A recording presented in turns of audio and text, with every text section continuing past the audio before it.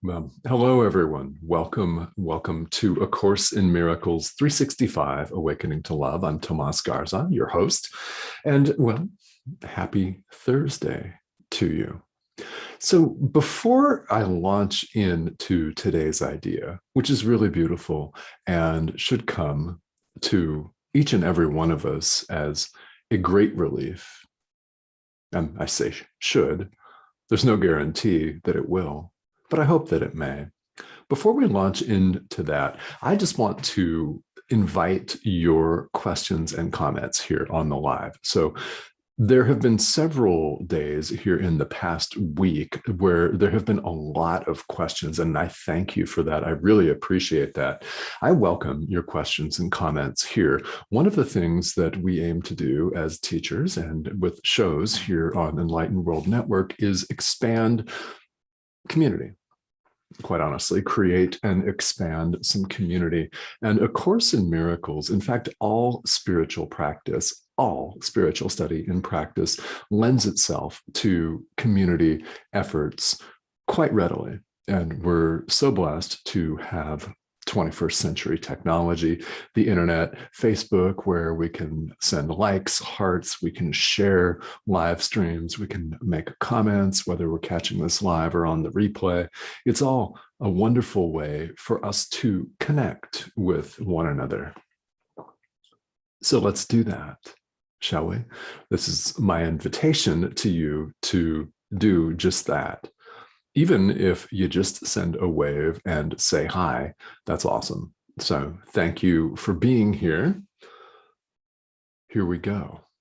All right. So in the workbook for students in A Course in Miracles, we've arrived at lesson 138 today. So if you're just tuning in for the first time, well, welcome. You may or may not have heard of the workbook for students in A Course in Miracles. Now, if you have, great. If you've done it before, great. If you're in the process of it, fantastic. If you've never heard of it before, welcome. What this is a series of 365 ideas, which are bold typed statements. They're ideas about universal spirituality, about the truth of who we really are, that can be applied no matter where you find yourself in life, no matter what your spiritual background is, no matter what your current practice is. A Course in Miracles can either stand alone as one's sole spiritual practice, or it can serve as a very healthy and very helpful adjunct and augmentation to your current practice that may help you see your walk in a completely different light. So, lesson 138, heaven is the decision I must make. Yeah. Well, that's about right, isn't it? Heaven is the decision I must make. Again, if you're just tuning in, these ideas are very straightforward and deeply resonant. Heaven is the decision I must make. All right, so what is this? First of all, no matter what spiritual tradition you grew up in, I grew up in the West, here in the United States, in a couple of different rather fundamentalist Christian traditions. So you can bet that I had an image, a concept of heaven foisted upon me as a kid, one that I incidentally found lacking. So no matter what your idea of this is, it's seen very differently in A Course in Miracles than you may have seen it. It's a decision that we must make. Must. I emphasize that again. So it's not a place. This is straight out of the thought system of A Course in Miracles. If this happens to contradict something that you have been taught or told or may hold on to as a belief, that's fine. So There's no spiritual teacher in this world, an authentic spiritual teacher, that expects everyone to agree with him. I neither expect that, nor do I particularly want that. If you're having some internal dialogue with yourself as a result of these ideas, understand that they come from A Course in Miracles, which, as far as any of us is concerned, can be either adopted or not adopted by you. The workbook for students says right at the outset that some of these ideas you will, not may, but will resist actively. Why? The ego wants us to believe one way. So heaven in this thought system is not a place. It is an experience, rather. It's an experience of what? Of our oneness, period, which means oneness with each other, oneness with everything that lives, oneness with God. What else, right? I know in your hearts this resonates on some level, whether you're consciously aware of it or not. I aim to show up and get you in touch with your inner teacher. Now, these ideas may be quite helpful in that regard. So, as an experience, it comes across in this world as a decision for us to make. Now, what do I mean by this? This is something that I've said throughout this live stream, and it's worth mentioning again.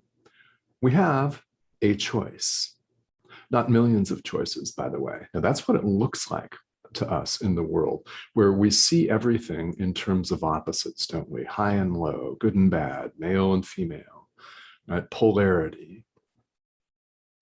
From that viewpoint comes conflict itself.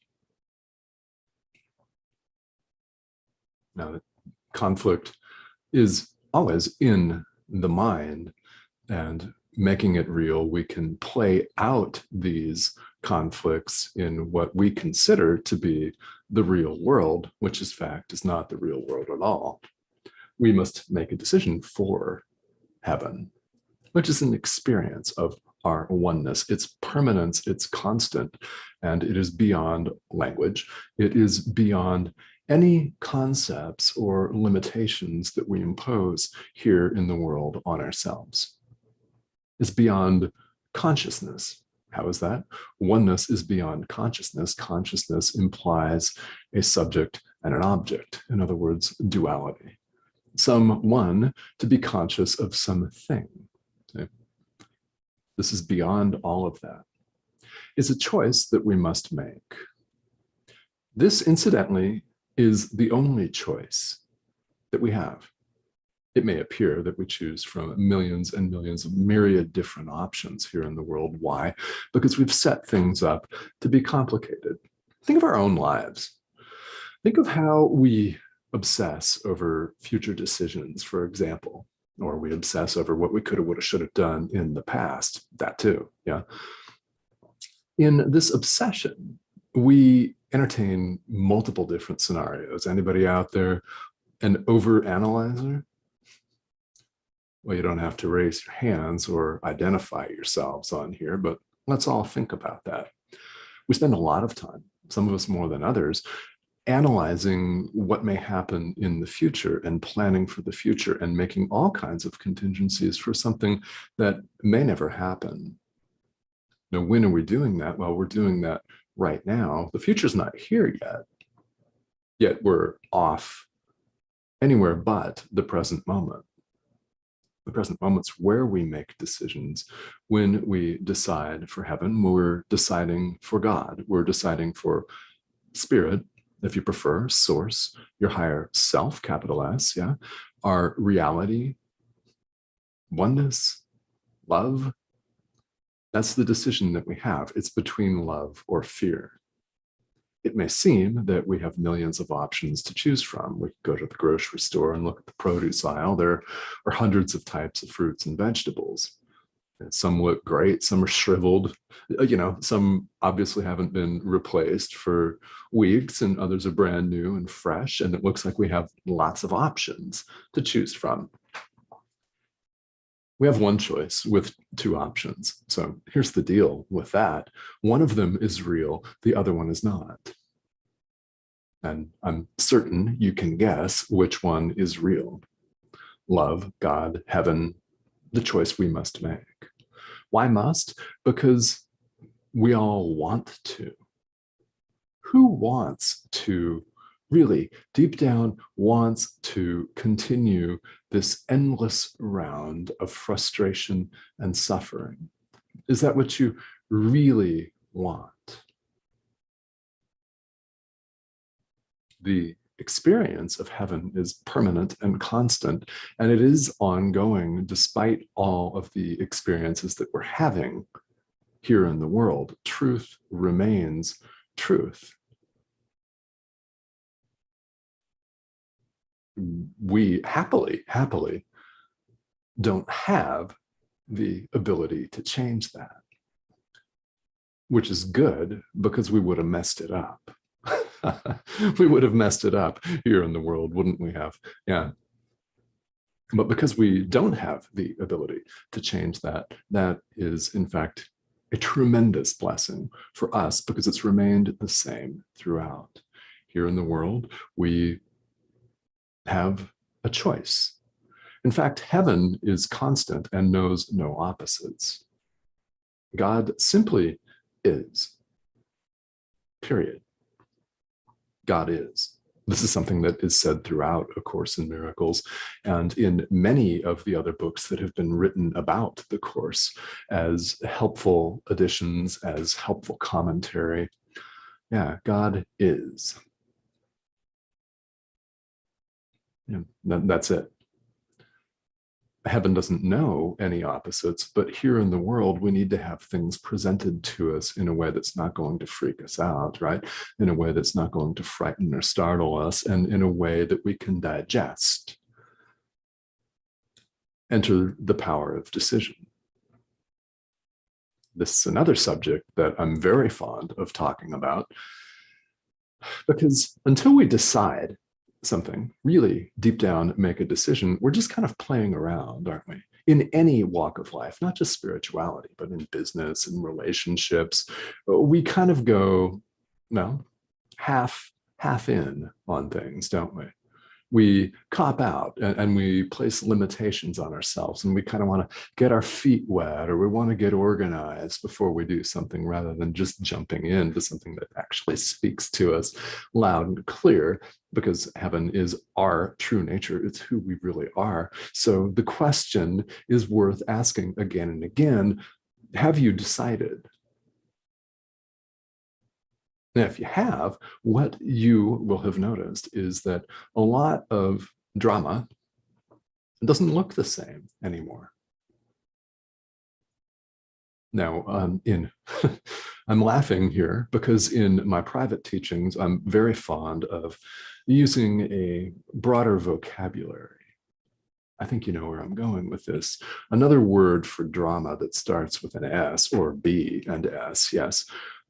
A lot of that stuff that we involve ourselves in starts looking differently, doesn't it? When we make a decision for spirit, for God, for our higher self, in other words, when we earnestly begin to forgive, when we earnestly begin a spiritual practice, we notice after a little bit of time that all of the things that once preoccupied us look differently. They may continue to preoccupy us for a while, but the acuteness of that may be lessened. You may see yourself as having broader options. You may see yourself as placing a very helpful gap between stimulus and response, something that may have triggered you last year. After a year of spiritual practice, for example, may not trigger you as deeply or as immediately anymore, which opens up space for you to make a different decision.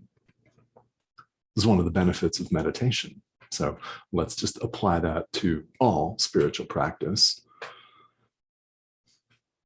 Yeah, this is something that can happen if you make a decision. You'll begin to see things differently. Why? Because the world that we see here with the body's eyes, that we hear with the body's ears, is symbolic. And ultimately, nothing real can be threatened. Nothing unreal exists. This is the introduction to A Course in Miracles, by the way. Nothing real can be threatened.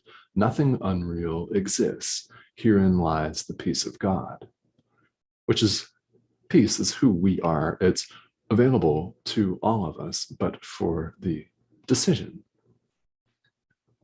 Therefore, heaven is the decision we must make, and we ultimately will make this decision, whether you make it today, which I invite you to do, by the way, or whether you wait 1,000 lifetimes.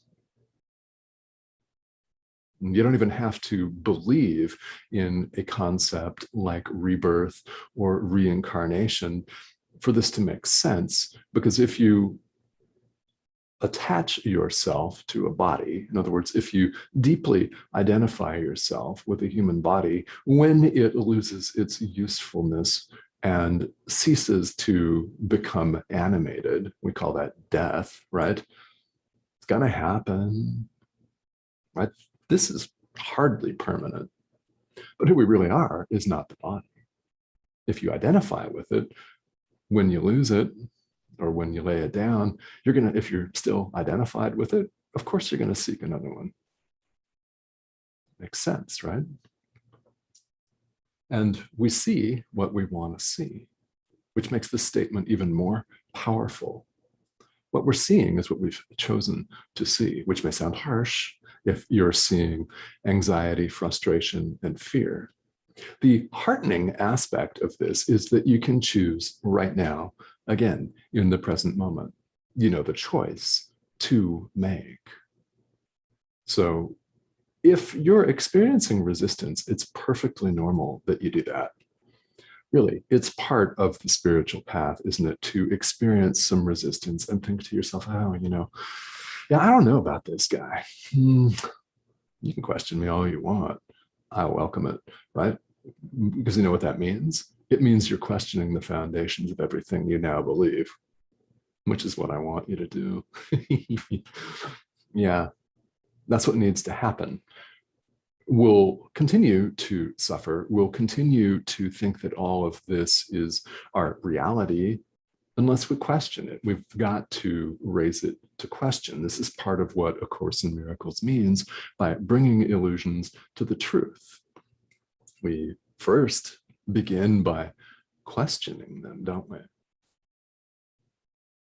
So if this is something that you're in the process of doing, excellent. Yeah, excellent. All of these paths, whatever your spiritual path is, has at its core the aim for us to wake up. So we know the choice that we must make. And I absolutely encourage and invite you to do that today. And it's very helpful to hold in your mind the thought that this is, in fact, the only thing that you want. The peace of God, yeah? Awakening, enlightenment, call it whatever you want. Those are all just words. They're all just words for this constant, permanent experience, knowledge, as the Course calls it, of who we really are. Now, what we're aiming for here in the Course is to make this decision for ourselves, capital S, again and again and again and again, as many times as we can and must, and to remind ourselves when we go astray, when, not if, we go astray and begin to judge, begin to plan for the future, harbor attack thoughts against ourselves, against other people, when we go astray, to remind ourselves again and again and again and again and again, as many times as we can and must. And something that's very helpful, ask your teacher for help, whether you have a human teacher or not. Yeah, human or non-human, guide or guides, ask for help. Get in touch with your inner teacher. That is what I implore you to do, no matter what that looks like. None of this, you'll notice, is about demanding that people accept a certain belief system. No, this is about getting in touch with your inner teacher. So I hope that you may do that today. In other words, right now, in a way that's helpful and useful for you.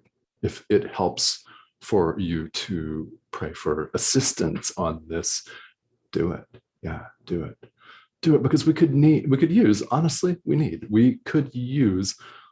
all of the help we can get, right? Happily, beautifully, that help is available to us. So we've got a number of you here on the live stream. I want to take these last few minutes and thank you for joining, say hello to you, and read some of your comments here. So thank you for tuning in here. And we've got Marcy. Hi, Marcy. How are you? Marcy and Stephanie, good morning to you. All right. Yes, Course in Miracles. And we've got Kristen, Bernadette. Yeah, thank you guys for joining in here. Hi, Bernadette. And yeah, being able to commit to making a decision helps us to express our authenticity. This is from Patricia. Patricia, thank you for this comment. Yeah. Yeah, that seems dead on to me. Right? It helps us to express our authenticity. Now, a decision, we're talking about the decision for heaven instead of hell and suffering. I mean, what the Course calls hell is not a fiery place or an icy place, not a hot or cold hell, or a bunch of people standing around drinking coffee in, well, excrement. Yeah, y'all know the common joke. Hell is not any of that. It's separation, quite frankly, in A Course in Miracles, which does mean, by the way, that when we're experiencing ourselves as the ego, as separate from each other and from God, that is hell. I mean, think about it. It's not heaven. Yeah. Here in the world, everything is impermanent, including the physical body, which we cherish so deeply that can't even handle the prick of a pin. Yet we know we're going to leave that behind at some point, right? Maybe in 15 minutes, maybe in 70 years, I don't know. But there's a lot of impermanence here. Everything in the world is impermanent. Who we really are is constant and permanent, and has remained so despite all of our mad wanderings. And they are pretty crazy, aren't they? All right. So yeah, very, very good point. Yes. And yeah, and thank you guys for tuning in. All right. So Marcy, I need a miracle. All right. Cool. So yeah, let's talk about this. I've only got a couple more minutes here on this live stream. Most of these are short, 20 to 25 minutes. What I've got here is a half-hour time slot. But let me just close with this. We could all use a miracle. Here's the deal. We are all miracle workers. A Course in Miracles defines miracles in a way that's a whole lot more accessible than what we commonly think of as miracles, like levitation, like levitating a car, and manifesting something from thin air. Okay, that may or may not happen. A miracle is any change in our perception, in our thought, from fear to love, from the ego to God. Any change. It doesn't make any difference whether it's large or small. They're all miracles. They're all equal. As Jesus says in the Course, there is no level of difficulty in miracles. This means they're all miracles, whether they're great or small, whether it's a choice to forgive somebody or it's literally moving mountains with your hands. Same. We're all miracle workers. Forgiveness, especially as it's practiced here in the Course, is a miracle. So yes, we all need them. We can provide them. And when we do, we create a ripple effect that benefits all life forms. Isn't that beautiful? We have no idea the impact that we can make through a simple choice, through a decision, which is a miracle. So each of you is a miracle worker. I invite and encourage you to see it that way. And if this is something that you're interested in delving further into, please ask me questions here. A Course in Miracles has been the foundational centerpiece of my own spiritual practice for the past 8 years. And as I mentioned at the outset, I'm very familiar with Christianity. I'm familiar with Islam, Buddhism, shamanism, all kinds of different world spiritual traditions. And I'm choosing to practice this one, why it really speaks to me. So if it really speaks to you, there are a lot of opportunities to delve into this for further study. But I do want to submit, before I sign off here, each of us is a miracle worker. You are one. All right. So I invite you to lean into that, ask your teacher, ask your guides what that means for you and how to move forward with it. And I will see you right back here tomorrow, guys.